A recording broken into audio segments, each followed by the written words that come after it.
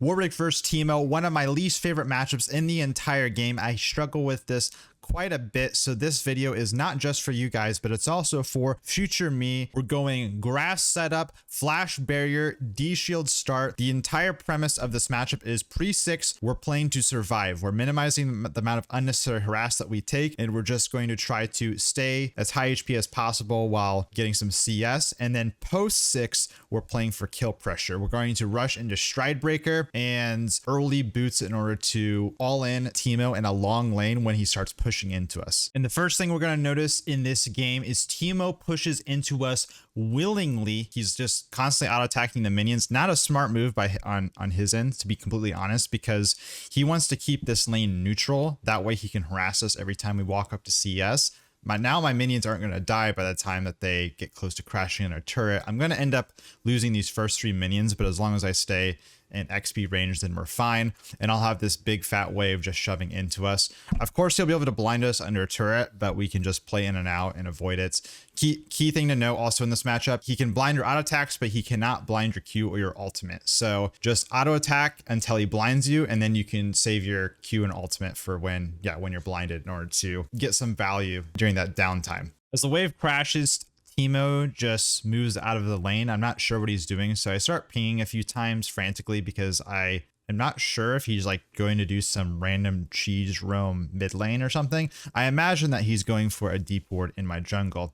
And again, this is something that Teemo should not be doing because he is allowing me to CS without taking harass. I should be like 2/3 HP in this matchup.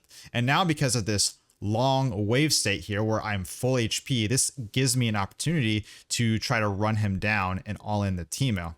I don't expect to kill him here, but as you can see, I take a big chunk of health out of him, and now I actually have kill threat. This is usually a matchup I don't have much kill threat on early on, considering he is always going to take ignite in this matchup. Usually his all-in power is superior to mine. I flash in on him right there.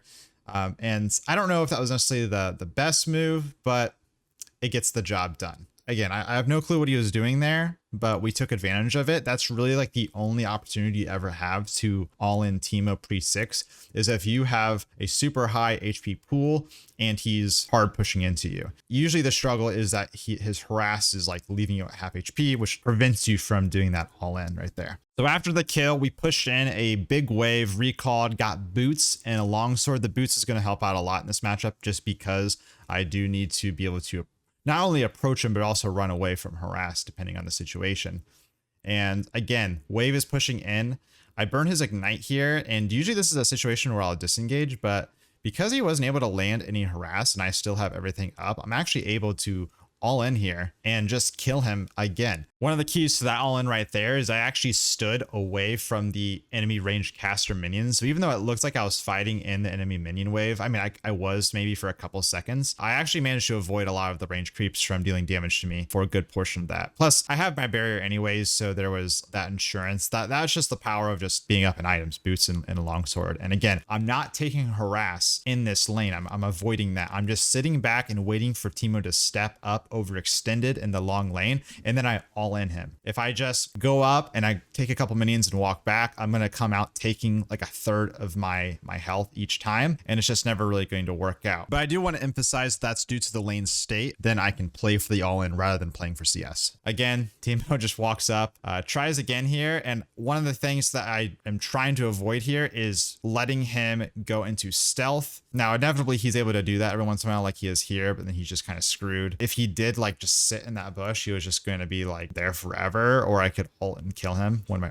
ultimate comes up. And after I kill him right here, even though I have the ability to hold a perma freeze, I have a lot of gold that I can spend. I'm still kind of low HP, and there's always the risk of getting ganked by the jungler. The enemy jungler this game, by the way, is Lee Sin. Usually in these videos, I'm actually going to like mention the jungler more, but because I'm constantly being pushed in, and at this point I'm just dominating the matchup, the jungler isn't relevant, as you can see so far, but it is someone that I have to consider a lot of the times. So I do need to push in this wave, reset. I am going to stack up the minion wave before I crash it. That way that there's more minions that Teemo has to burn through before the wave pushes back. This gives me more time to come back to the lane. And I grab a plate because I can. And I grabbed Tiamat in Boots of Swiftness. I'm building into Stridebreaker like I said, but I grabbed my early Boots of Swiftness here because it'll help out, quite a bit with running down this Teemo any chance I get. I like the Tiamat because this is going to allow me to push in the lane.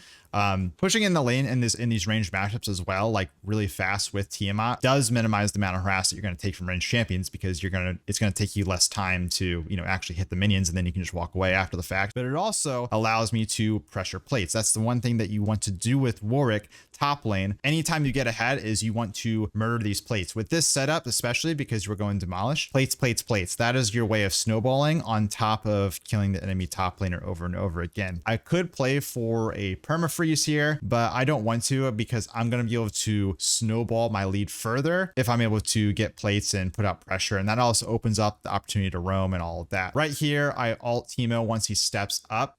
So that I can set up a dive in this situation because I have everything up. I had flash, just use my flash for a little bit more harass, and I have barrier. I'm going to just want to just chill out a little bit, or actually I don't. I actually just kind of YOLO it and go for it.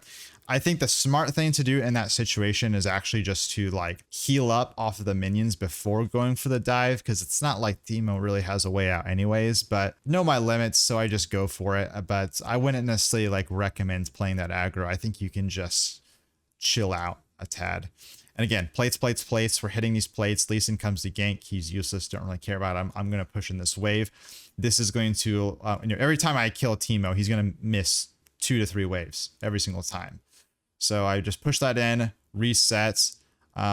Actually, I think right here what happens is Teemo walks up, cancels my recall, I believe. Yes, so he cancels my recall, kind of a bad recall, and this forces me to stay. The low HP is not a big deal just because I'm going to be able to heal up the low HP anyways, plus he has no ignites. But the low mana is a problem because if I don't have much mana to work around with, then that means my all-in is going to be worse. And I mean, that's the main resource I care about at this point. That being said, I don't have enough for my Stridebreaker. I still need about 2 waves worth of minions to get my Stride. So I'm okay with just sitting here and playing defensive for a few moments. But like I said, with my low mana pool, it's going to be a lot harder to all in this Teemo because my ultimate is literally going to eat up half of my mana. My Q and my E is going to eat up the other half, and I won't have enough mana to use Q another time. And that could cost me a kill. But Teemo goes missing, so I just push out this wave. And since I have 5 points in my W at this point, and like I'm not really getting too much by just killing this Teemo over and over again, I try to find ways to roam if I can. Lee Sin has a blood trail, so I just go over here and take him out. If you can take over the enemy topside jungle, that's one of the best ways that you can like really just push your lead further as a top laner, that or just like roaming to other lanes. In this instance, I'm able to not only roam to kill the jungler, but I'm also able to just take his jungle camps. And then I can just return to lane and I only really miss a few minions by doing this. While at the same time, I'm actually like threatening a gank on this Teemo. So Teemo has to back off because if he steps up to like go for this plate, which I thought he might want to do considering he's behind and might feel desperate, then I just kill him again and then I can push in for more plates. And then I'm just going to push in the wave, play for plates. If I can get all 5 plates before 14 minutes, that's great, especially if I get first turret, because then that's essentially another plate. I try to cut off this Teemo from entering the lane. Tower was obviously going to die anyways, so I just want to see if I can get some harass off outside of turret, which will set up another free kill. Easy peasy. Teemo is 0-5 at this point, and I continue to aim to not just kill Teemo and also kill minions, but I also try to take over the enemy topside jungle, like I said, in addition to pressuring topside. Now, granted, I do want to find a way to roam to other lanes at this point in the game once I've recalled, spent my gold, and my ultimate's back up. But I'm sitting on like nearly 4K here, but there's like, even though I'm sitting on 4K, I don't really need to recall because this is like my opportunity to continue to like build a further lead. There's opportunities that I can take advantage of, like, taking Krugs, that I'm not always going to be able to do. So I might as well take the opportunity while there's nothing else going on, and then I can reset and get my items and come back and be at full strength. But due to the fact that pretty much the entire map is winning across the board, it's not just me and that my team relies on, I can actually stay in my lane and continue to pressure, because if the enemy team tries to make a play bot lane, then I can punch a hole in the top lane, and it's not like we're going to really fall behind, at least too much. Like, anything can happen across the map.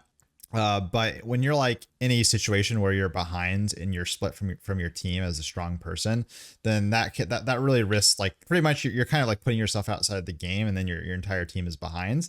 But in this instance, you're not separating your lead from the team, you're spreading your lead across the entire map. Really just puts pressure on the enemy team because now they have to collapse on someone, and they choose to collapse on me. I should have actually seen this coming. I did not. I went too deep here on the Teemo. I tried to harass from a turret. It just was never going to work out.